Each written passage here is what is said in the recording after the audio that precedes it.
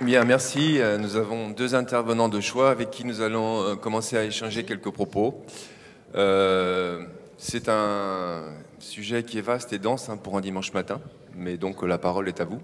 Moi déjà j'avais une question un petit peu, bon vraiment pour lancer le débat et poser un petit peu les bases. On nous a présenté donc des constats, un petit peu des débuts de solutions. On a une collectivité qui est très forte, nous en Aquitaine, qui est donc la région Aquitaine, qui s'engage ouvertement vers cette transition énergétique. Alors pour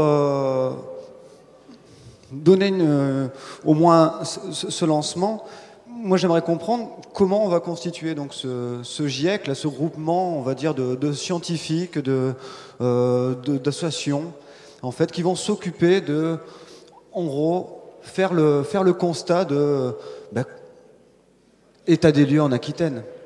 Où est-ce qu'on en est sur notre développement? Où est-ce qu'on en est sur notre besoin en énergie? Où est-ce qu'on en est sur aussi les modifications possibles au niveau de notre territoire? Avant de penser transition, il faut d'abord penser état des lieux. État des lieux, on l'a pas, c'est ce qu'on a dit. Futur, on le sait pas encore. On a beaucoup de personnes âgées en Aquitaine. On est aussi une région d'accueil très importante au niveau du tourisme, même au niveau des populations, on va dire, nord-européennes qui viennent. Donc peut-être que la région Aquitaine va donner un exemple au niveau européen. Donc ma question est très simple pour nos intervenants. Comment on va se constituer et comment la population va pouvoir prendre la part de décision dans son futur proche? Est-ce que tu peux répondre, Peggy? Ouais. Merci pour la question. Vraiment, je ne sais pas comment je vais pouvoir répondre simplement à ça. Moi, ce que je peux dire plus sur la question de ressenti aujourd'hui, ce que je ressens, d'une part, c'est ce travail mené avec les acteurs économiques. C'est aussi ce qu'ils observent dans leur secteur d'activité. C'est-à-dire que les gens aujourd'hui, ils ont tous dit que suite à Fukushima, on a passé un cap dans la conscience de la question de l'énergie en France. Où quand même, on n'est pas un pays comme les autres, c'est-à-dire qu'on est le pays le plus nucléarisé du monde, quasiment. Donc c'est quelque chose qui a été quasiment insufflé à la population pendant 30 ans, où ça a été une question qu'on a mis hors du champ, justement, du débat public. Et on n'a pas laissé le choix aux citoyens, aux habitants de réfléchir sur cette question. En plus, la réflexion citoyenne sur les questions de climat ou d'énergie, c'est assez compliqué parce qu'on sait qu'il faut engager la rupture quasiment quotidiennement. Et maintenant, parce qu'on est quasiment, c'est ce que disent les chercheurs du GIEC, ce qu'ils observent depuis 30 ans, c'est qu'on colle au scénario le plus pessimiste. Ils ont élaboré 7 scénarios et... c'est malheureux à dire, mais aujourd'hui, on colle au plus pessimiste. Et d'ailleurs, pour l'Aquitaine, du coup, ils vont faire un scénario pessimiste et un scénario intermédiaire. Donc on sait que la rupture, il faut qu'elle intervienne dans les comportements de chacun maintenant. Et en même temps, pour prendre les bonnes décisions, il faut avoir une prospective et pouvoir justement se projeter, comme va faire ce travail du GIEC, à 50 ans ou 100 ans. Donc c'est extrêmement compliqué. Maintenant, ce que me disent ces opérateurs, c'est que le citoyen, vous, moi, tout le monde, ce qu'il y a aujourd'hui, c'est une sorte de sentiment de reprendre son autonomie sur son énergie. C'est-à-dire, même moi, à titre personnel, en 2011, c'est-à-dire que chez moi, je me suis dit, moi, je change de contrat d'opérateur pour mon électricité. J'en ai marre d'EDF. Moi, j'ai envie de passer chez Enercop parce que je veux quelque part reprendre la main là-dessus et je choisis un opérateur qui va être 100% fournisseur d'énergie renouvelable. Il y a quantité d'initiatives citoyennes aujourd'hui à l'échelle de quartiers par exemple où il y a des habitants qui se forment en coopérative pour dire on va s'associer pour faire une rénovation énergétique dans notre quartier et qu'on va financer par des projets d'énergie renouvelable. Il y a un fonds d'investissement citoyen qui existe aussi depuis quelques mois, le fonds énergie partagée, où chacun peut investir dans des projets d'énergie renouvelable. Donc il y a des choses citoyennes qui sont en train de bouger. Donc voilà, il y a plusieurs choses qui peuvent être faites. Côté institution, je pense que c'est de notre responsabilité justement de susciter ce débat, que ce soit le plus ouvert possible, comme vous faites vous aujourd'hui, de pouvoir débattre de ces questions, de pouvoir travailler sur différents scénarios, en tout cas plus seulement ceux qui nous ont été donnés pendant 30 ans et qu'on n'a pas pu remettre en question. Donc moi, ce que je regrette, c'est que dans le cadre de la présidentielle aujourd'hui, il n'y ait pas franchement de débat très marqué là-dessus. Au moment de l'automne, on a beaucoup parlé du MOX, des questions de nucléaire, et puis maintenant, on sent que dans le cadre de la campagne, c'est un peu éludé. Donc je trouve ça dommage. Comme je trouve dommage que le candidat socialiste, quelque part, dise que les questions d'énergie, ça va être reporté à l'automne. Ça c'est très dommage parce que quand on entend les acteurs de la filière solaire, pour eux les 12 mesures à prendre c'est maintenant, c'est pas dans 6 mois. Donc réponse un peu longue, mais ce que je peux dire c'est oui, on sent un mouvement quand même de fond dans la population de se réinterroger sur nos consommations au quotidien, et puis il y a des initiatives citoyennes qui prennent corps justement pour que les gens puissent agir sur ces questions. Alors merci pour cette réponse. Je pense qu'on pourrait la compléter peut-être d'un point de vue un peu plus technique. Alors on a une élue, forcément, on va poser les questions de gouvernance cet après-midi aussi. Là, on était quand même plus basé sur des questions un peu plus simples de tout simplement comment le citoyen aussi qui est alerté. On a des associations, on va dire, de protection de l'environnement, des associations aussi qui, notamment le scénario Négawatt, qui nous informe aussi sur, entre guillemets, notre avenir énergétique. Moi, j'aimerais recentrer un peu plus ce débat-là sur comment moi, citoyen, je peux aussi m'engager dans cette alternative ou transition énergétique en tant que telle. Tu peux nous aider ? Donc, pour répondre et compléter finalement la question un petit peu plus générale, il faut bien intégrer qu'aujourd'hui les choses évoluent. On a été gouverné pendant de nombreuses années, c'est le paysage politique qu'on a et qui a été bien accéléré sur l'après-guerre, par un État centralisé qui dit nous on décide pour vous et vous n'avez pas vraiment de solution là-dessus. Aujourd'hui, ce qu'il faut comprendre, c'est que le citoyen a la possibilité finalement de reprendre ce pouvoir-là, et ce pouvoir-là, le premier qu'il a, c'est par la consommation. Alors bien évidemment, on dit c'est sûr que si moi tout seul je fais rien, c'est difficile. Pour ça, on a des super éléments qui sont mis en place, notamment, si vous n'avez pas entendu parler, c'est intéressant, par tout ce qui s'appelle le phénomène des villes en transition ou des quartiers en transition. Dans les Landes, moi j'essaye d'initier ça au niveau de Dax, et chaque personne peut le faire, c'est-à-dire ni plus ni moins des citoyens qui se regroupent pour réfléchir ensemble à comment améliorer leur vie dans un objectif global qui est notre capacité de résilience, c'est-à-dire notre capacité à sortir des énergies fossiles et fissibles, tout en conservant nos modes de vie, c'est-à-dire par de l'entraide, par des quartiers, par des rénovations écologiques globales, par des toutes petites actions telles que mettre en place un pédibus. Et ça, ce sont des choses qu'on peut faire, c'est-à-dire, pour ceux qui ont des enfants en bas âge, par exemple, un pédibus, c'est tout simplement sur le trajet de l'école, quelques parents qui font une rotation et qui amènent les enfants à pied à l'école avec un partenariat qui peut être fait avec les écoles. Donc ça, ce sont des choses, plein d'initiatives citoyennes qui bougent. Ce qu'il faut bien comprendre, c'est qu'au fur et à mesure que ces initiatives citoyennes sont mises en place, qui paraissent rien au final, mais elles vont forcer le politique à adapter tout cela. Parce que si on a une masse de petites actions qui sont mises en place, et c'est bien le but, le politique, il n'est pas plus bête qu'un autre. Son objectif, c'est aussi de répondre à ses administrés avant les objectifs étatiques un petit peu plus hauts. Et ces administrés, s'ils ont une manière finalement de voir les choses, il sera obligé de l'appliquer. Et grâce aux collectivités, on peut faire. Si en plus la région, et c'est le cas en Aquitaine, permet de faire ça, le pont peut se faire très rapidement. On a ensuite de nombreuses initiatives dont on a entendu parler sur tout ce qui est économie d'énergie. Et c'est vrai que c'est relativement peu mis en place. Aujourd'hui, je vous ai parlé tout à l'heure de baisser sa consommation d'énergie primaire. C'est très simple à dire comme ça, mais en fait, je mets au défi quelqu'un, à moins qu'il y en ait qui fait un peu de veille chez eux, mais je mets au défi quelqu'un de savoir, sur 100 € de facture d'EDF par exemple, où est-ce que partent ces 100 €? Est-ce que quelqu'un est capable de me dire que l'éclairage de ce spot là-haut, en fait, il a représenté 1,50 € sur ma facture d'électricité? Ça, c'est le premier travail qu'il y a à faire grâce à des conférences comme on peut faire aujourd'hui, ou à des actions que moi, en tant que consultant et d'autres peuvent faire, mènent auprès de collectivités locales pour informer le citoyen. C'est déjà prendre conscience de où part l'électricité. C'est-à-dire que nous, on sait chaque année l'année que je paye 150 € de facture, mais je ne sais pas à quoi ça correspond en termes de consommation et où part cet argent-là. Cette prise de conscience, si elle est faite, c'est vraiment le démarrage de la réduction de consommation. Et le dernier point, et Peggy en a parlé un tout petit peu, c'est aussi de changer d'opérateur. On a ce choix, et c'est vraiment un choix citoyen, de passer sur des opérateurs, et le plus fort à ce niveau-là, c'est Enercop.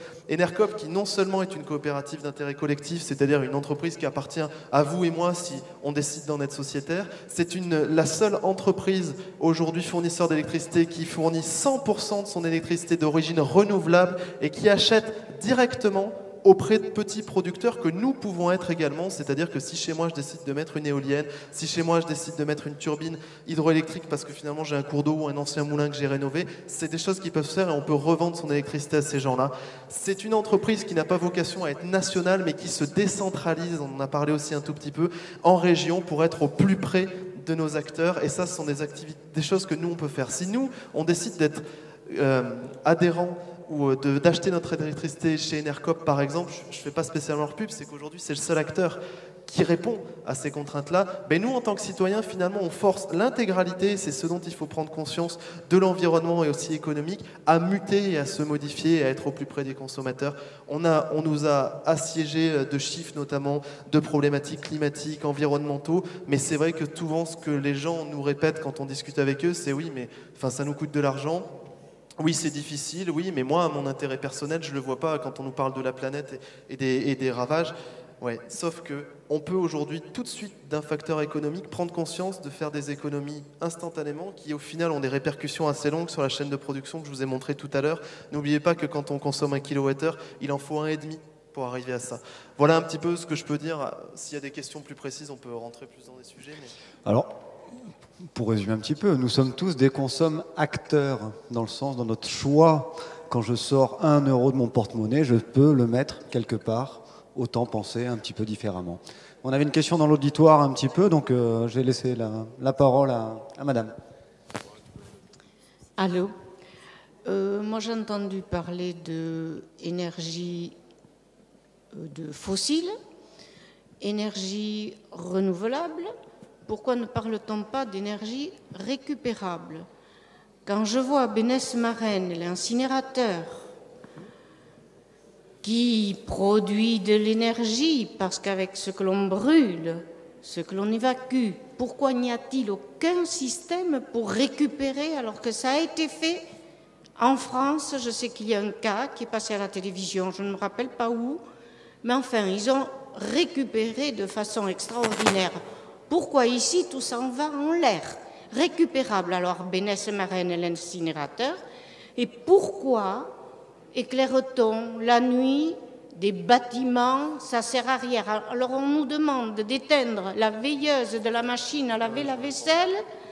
Je ne connais pas la consommation de la veilleuse, mais combien consomme l'éclairage de je ne sais quelle église ou bâtiment qui est éclairé de 7%. nuit? Hein? 7% du budget d'une commune annuelle. Moi, je trouve ça inadmissible. Nous, en 73, on a connu les journées où on a dit on n'utilise pas la voiture. Aujourd'hui, personne ne roule. Ben, autrefois, je ne suis pas si vieille que ça, mais on arrivait à se déplacer, à faire beaucoup de choses. Pourquoi ne peut-on revenir de façon raisonnable parce que l'adaptation ne peut pas se faire du jour au lendemain, on ne peut pas changer les habitudes.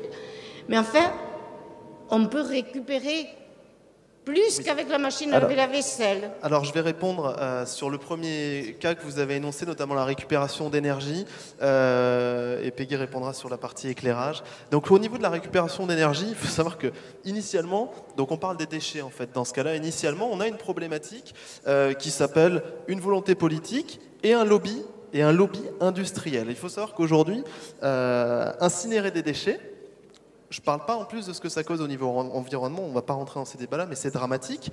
Au niveau récupération, au niveau des déchets, ça coûte à peu près 85 €, 100 € la tonne à détruire. C'est-à-dire que nous, en fait, au final, lorsqu'on met des déchets dans notre poubelle, bah, la commune, elle paye 100 € à un incinérateur pour détruire la tonne. Et ça revient à qui? Ça revient principalement à des industriels, puisqu'on est sur des aspects très très importants des machineries qui sont tellement importantes qu'elles ne sont pas supportables réellement par une collectivité. Ce qu'il faut savoir, c'est qu'aujourd'hui, la totalité des systèmes dont vous avez évoqué existe.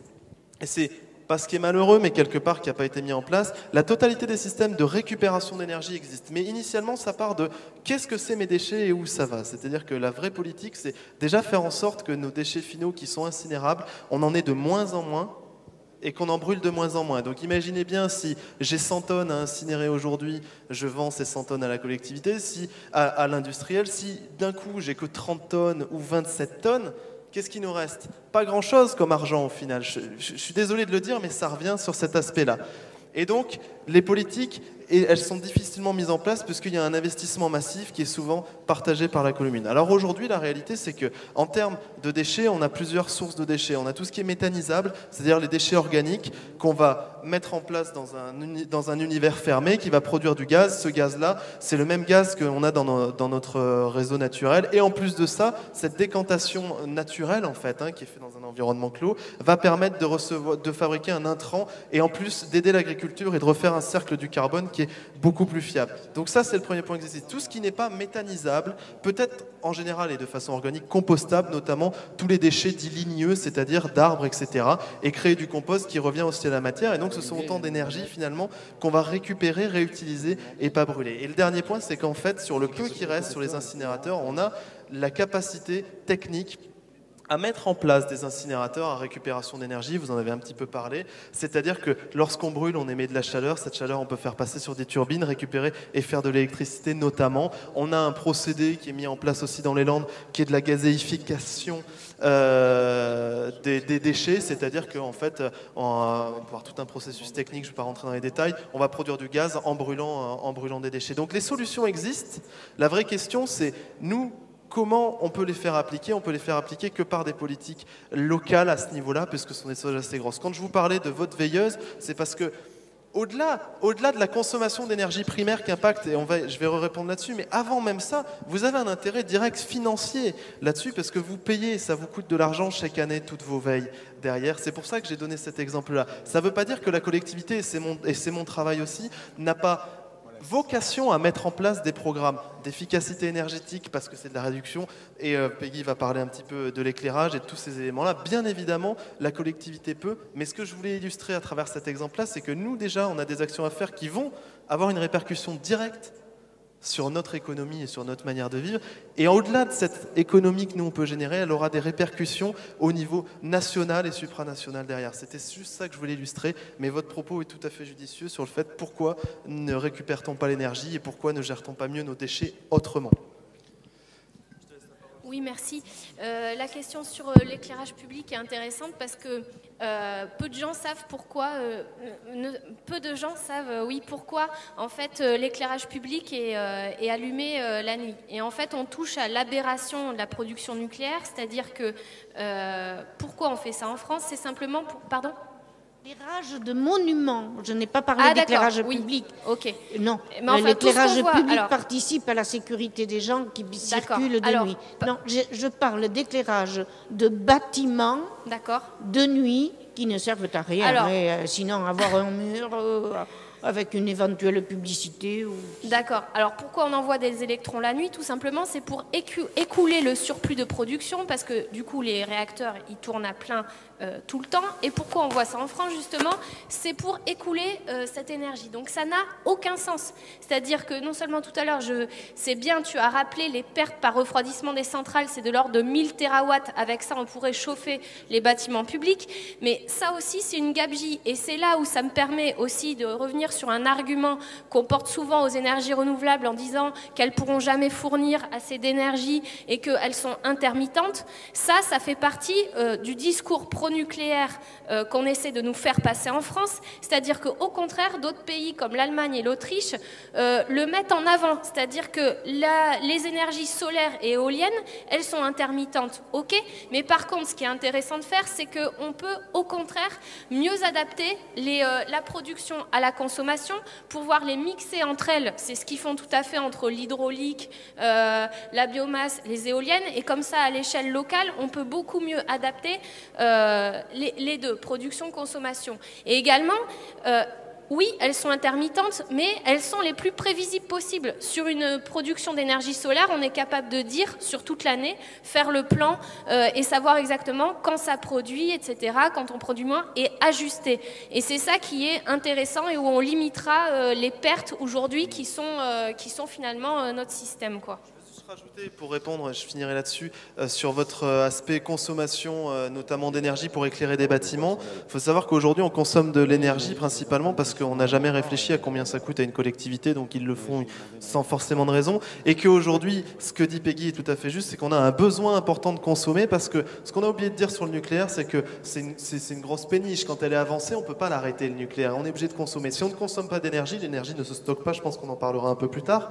Le réseau s'écroule, plus personne n'a d'énergie. Donc on a mis en place des solutions de consommation. Or, une collectivité, ça fait partie de mon travail de leur expliquer que si on met en place un programme d'efficacité énergétique, notamment sur l'éclairage, on peut continuer à éclairer un bâtiment public si c'est l'image de la ville, la culture, si ça provient au tourisme, si c'est un bâtiment bien historique, tout en consommant, c'est ce que je vous mettais dans mon exemple, 10 fois moins d'énergie et en amortissant l'investissement sur 3 années seulement. Donc les solutions, on les a. La question, c'est que depuis les années 74 et les gros programmes nucléaires, on a sabordé à peu près toutes nos technologies qu'on avait. Et croyez-nous, on était vraiment en avance et les leaders dans le photovoltaïque, dans l'éolien, dans le solaire thermodynamique, dans l'hydraulique. Sauf que le programme nucléaire a balayé tout ça et aujourd'hui, les géants industriels sont allemands, sont hollandais, sont chinois par exemple aujourd'hui et sont pas français.